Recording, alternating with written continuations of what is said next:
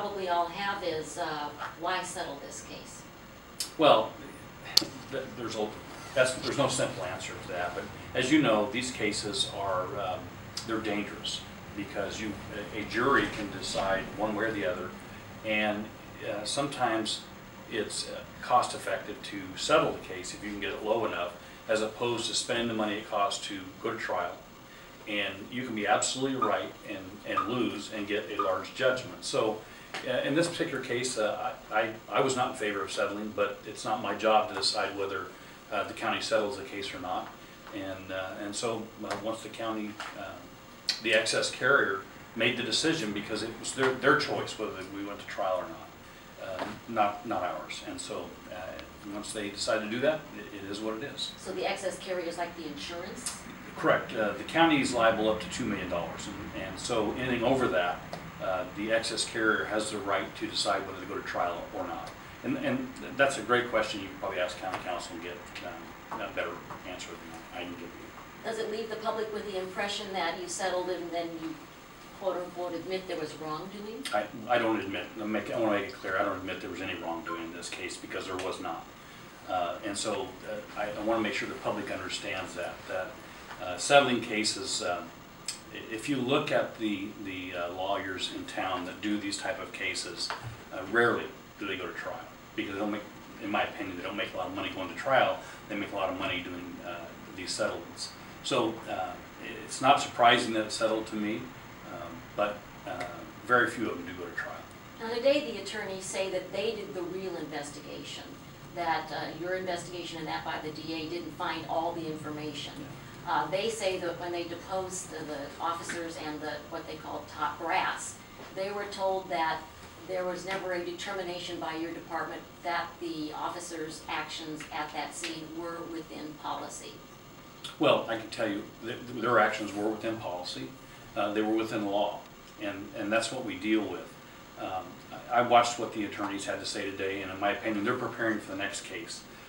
Throughout this 3-year period, they have done their best attempt to taint the jury pool, to try their case using the media as their opportunity to taint the jury pool and to convince the public that we did something bad. But if you recall, if you go back to the beginning, they didn't like the investigation the sheriff's office did. If you remember, I asked the media to withhold judgment until we could do an investigation.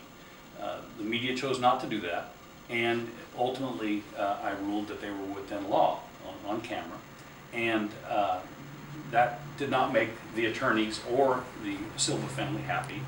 The district attorney came in, she did an independent investigation, and she found the same result that I did. I in fact then invited the FBI in to conduct a third independent investigation, and they didn't like the answer from the FBI. So I don't know what else we can do to be transparent. I can tell you that the release today, they talked about him being beaten in the head with a baton. It's a lie. It's not a fabrication, it's a lie. They talk about me being the coroner, and that could, or that does impact the pathologist's result. I've never spoken to our pathologist about this case, not one word ever, throughout this entire investigation, because I wanted an independent investigation. The district attorney chose to use another pathologist from San Bernardino County to get a second opinion, and he came to the same conclusion. So the attorneys that say that we're lying, if you want to believe that, you have to believe that all of us put our career on the line for one case, and we all got together and decided we're going to lie to the public. You have to decide who has the financial interest in this case. I'm not losing any money, I'm not gaining any money. The attorneys are making a lot of money. So if you weigh that, the public has to decide who's being truthful, the sheriff or the attorneys. And I can tell you, I don't lie. I wouldn't lie for you. I wouldn't lie for me or for anybody else. So, you know, the public can make their determination what they believe. So in the deposition, they say that somebody told them that a determination was not made on whether the officers' actions were within policy. You have it on video where I said their actions were within the law. And so they can say what they want.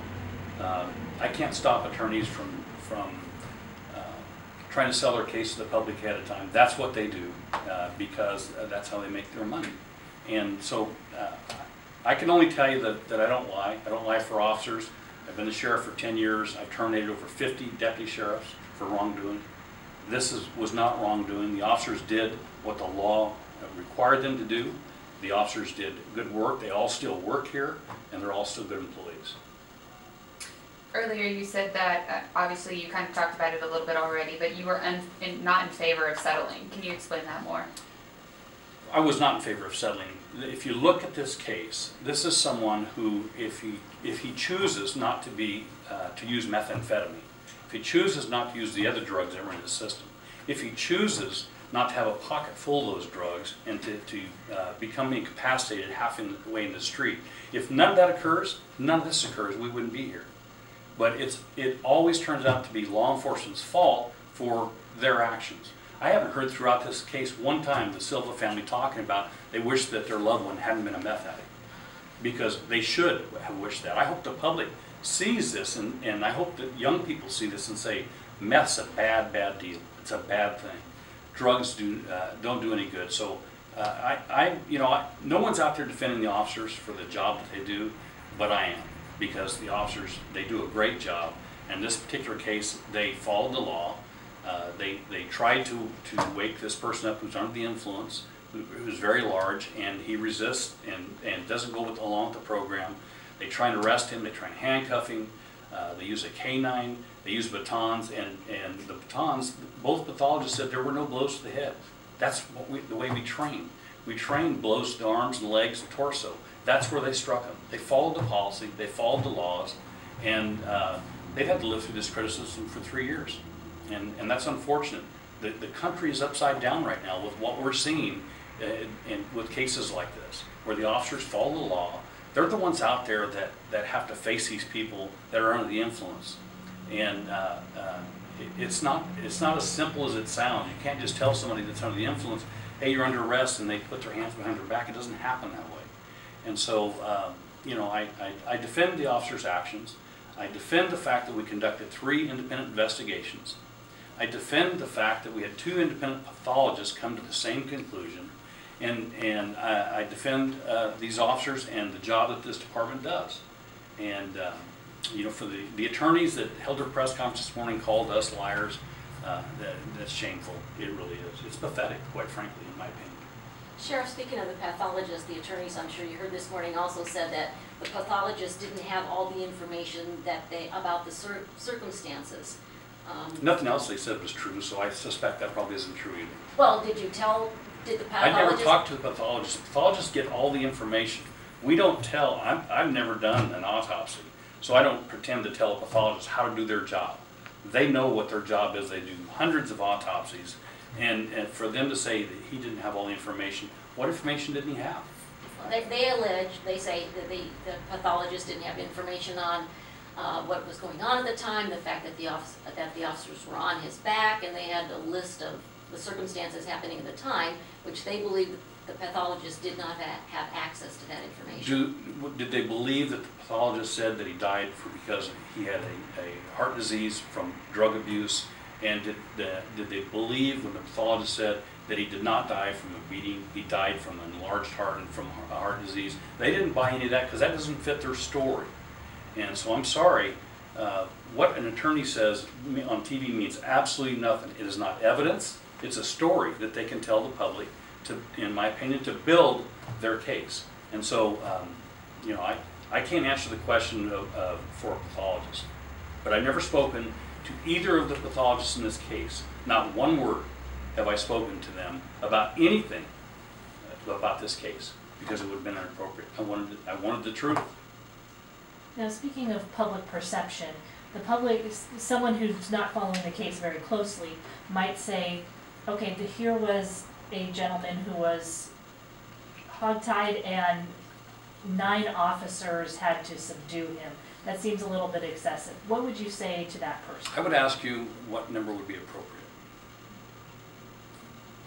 You tell me. I mean, because every case is different. And I have been on cases where it has taken 9 officers to subdue someone that's under the influence of drugs. So that doesn't surprise me.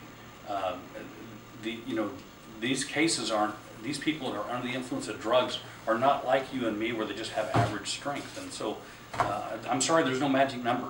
It's like in an officer-involved shooting. There's no magic number of bullets that are fired. They fire until the threat is stopped. And in this case, you fight with someone until you get them in custody. The attorneys also mentioned that in the upcoming, what would have been the trial, that the judge had ruled that evidence had been destroyed, that i.e. the cell phone video. You know, I will say this. If you take every allegation that these attorneys said that happened, that he was beaten on the head and murdered, that we held people captive in their house and wouldn't let them leave, that we stole their cell phone and we eliminated it, we tainted the evidence and removed the evidence. If all that's true, they sold out too cheap. Their attorneys undersold them way too cheap, because if all that's true, it's worth a lot more money than this. But none of it's true, and that's the true story. Let's go back to the comment that they did make about you also being a coroner. I mean, what's your response to that again? Well, I think it's 50 out of 58 sheriffs in the state of California are coroner sheriff. They can remove coroner from my title tomorrow. I've attempted to do it. I don't really care. I think the perception that the sheriff is a coroner, I get why the public would think that is a conflict. I understand that. I couldn't care less if the Board of Supervisors tomorrow says you're just going to be the sheriff. Is that okay with you? And I will say yes. Can you just talk to us about what the process is from the coroner to the pathologist, because that seems to be where they have a lot of allegations. What your role is in that, and what their role is in that, as far as communication and things of that sort. A pathologist. I've never spoken with a pathologist about this case, and in fact, the pathologist that did the autopsy on this case, I've spoken to one time in the 10 years I've been the sheriff. One conversation, and it wasn't about this case. So I don't know. The other pathologists that we use, I've never even met. I keep a separation because I want their findings so that we can rule on them. If their findings are that this is a homicide, I want to know that. I don't dictate what they do, and they're not going to listen to me. Their career's on the line just like mine's on the line. If we were to lie, if we were to conspire to change the investigation, we'd all wind up in federal prison. I'm not willing to do that, and I know they're not willing to do that. So it's offensive when these attorneys imply that we're lying and that we get together and make this look the way we want it to. That's offensive and ridiculous, quite frankly. In your view, should a pathologist or a coroner have the information, like the attorneys were talking about, of what happened, that there were 9 people, that he was in this particular position? I don't know that he didn't know that. So you'd have to ask them, you know, what they knew and what they didn't know.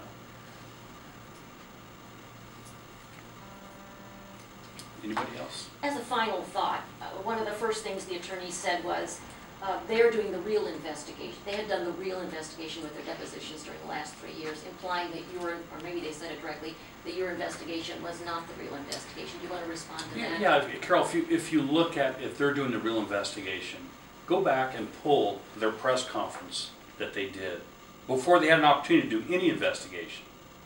There was not time for them to do any investigation, and look and see what they said. The same thing they're saying today. So, you know, what these attorneys say about their investigation, in my opinion, is really crap. You know, we do an investigation independent. We want the truth.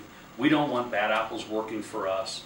And we're harder on our officers than they could ever be. But for them to say that their investigation was the right one, that you have to believe that the Federal Bureau of Investigation didn't do anything. You have to believe that the district attorney of this county didn't do anything.